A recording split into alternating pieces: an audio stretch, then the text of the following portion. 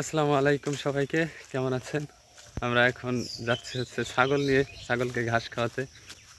এই যে দেখতে পাচ্ছেন কলার বাগানের ভিতর দিয়ে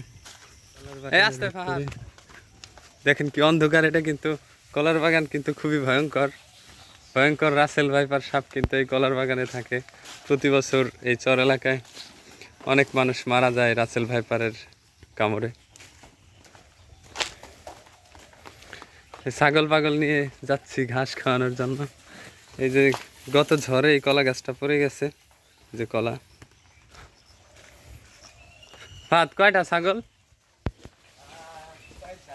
6টা। আর ভেড়া? ছাগলের একটা বিশেষত্ব হইলে এরা শুধু পেঁচায়, পা পেঁচাই ফেলে, তারপর যে রশি থাকে রশি পেঁচাই ফেলে।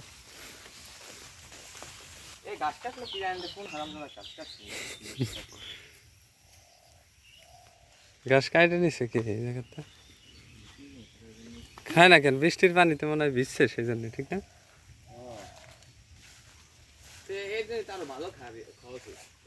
ধোয়া হয়ে গেছে।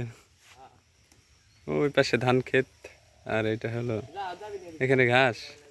এইগুলা ছোটবেলায় এরকম ছাগল নিয়ে আমরা ওই দিকে যাইতাম, ওইদিকে ওই যে একটা গ্রাম, ওইদিকে চলে যাইতাম ঘাস খাওয়াইতে ছাগলরে।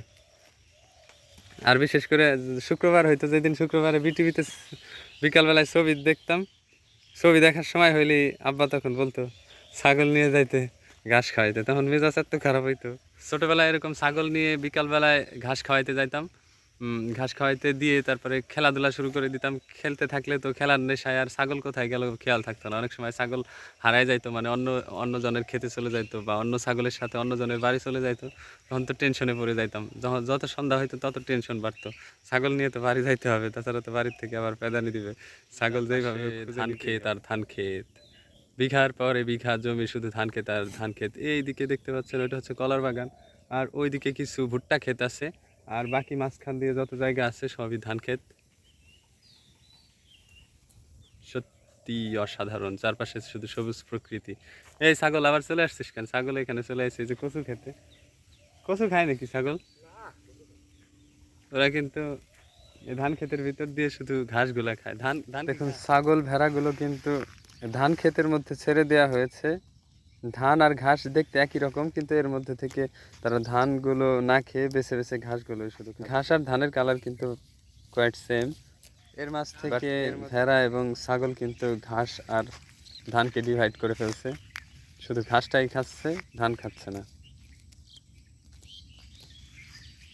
এখানে দেখতে পাচ্ছেন এই যে একটা ছাগল, এবং ওই যে ওইখানে আর একটা ছাগল। ওইটা ছাগল না, ওইটা আমার ভাতিজা। তুমি কি রাখাল বালক? হ্যাঁ, এই যে হচ্ছে রাখাল ছেলে। রাখাল ছেলে বারেক ফিরে চাও, বাঁকা গায়ের বাঁকা গায়ের পথটি বেয়ে কোথায় চলে যাও। এই রাখাল বালক এসেছে ছাগল এবং ভেড়া নিয়ে। ওর মতো একদিন আমিও রাখাল বালক ছিলাম ছোটবেলায়। ভেড়া, ছাগল, তারপরে গরু, এগুলা নিয়ে বসে থাকতাম ঘাস খাওয়ানোর জন্য। কি ভাল লাগে নাকি ছাগলের ঘাস খাইতে? না। হ্যাঁ, না, কেন? এমনি। এই যে বসে থেকে ছাগলের পেট ভরলে তখন ভাল লাগে না, যে পেট ভরে গেছে এখন বাড়ি যাবো? হ্যাঁ, হ্যাঁ। মনে হয় তাড়াতাড়ি খায় পেট ভরে না কেন? ঠিক না? আমারও এরকম মনে হইতো। আর যখন আবার ছাগল গরু এগুলা ঘাস খাওয়াইতে দিয়ে খেলতে চলে যেতাম, তখন আর মনেই থাকতো না পেট ভরলো না। এরকম কি হয়েছে তোর কোনোদিন? না, হ্যাঁ, আমি যাইতে না। হ্যাঁ, ছাগল থেকে খেলতে গেলে বাড়িতে রাগ করতে। ছাগল হারাইছে দু একদিন? না, হারাইছিল একবার। তারপরে খুঁজে আনছস? হ্যাঁ। খুঁজে না আনলি তো বাড়িতে গেলে পিটানি দিত। হ্যাঁ, কিছু কয় নাই আমাদের। কিছু কয় নাই? বাড়ি গেছি, কয় কোন জায়গা? কয় ওই জায়গা ছাগল নেই। ছাগলের পেট ভরে গেছে ছাগল ভেড়ার। এখন বাড়ি যাওয়ার সময় কচু ক্ষেতের মধ্যে দিয়ে বাড়ি যাচ্ছে এখন।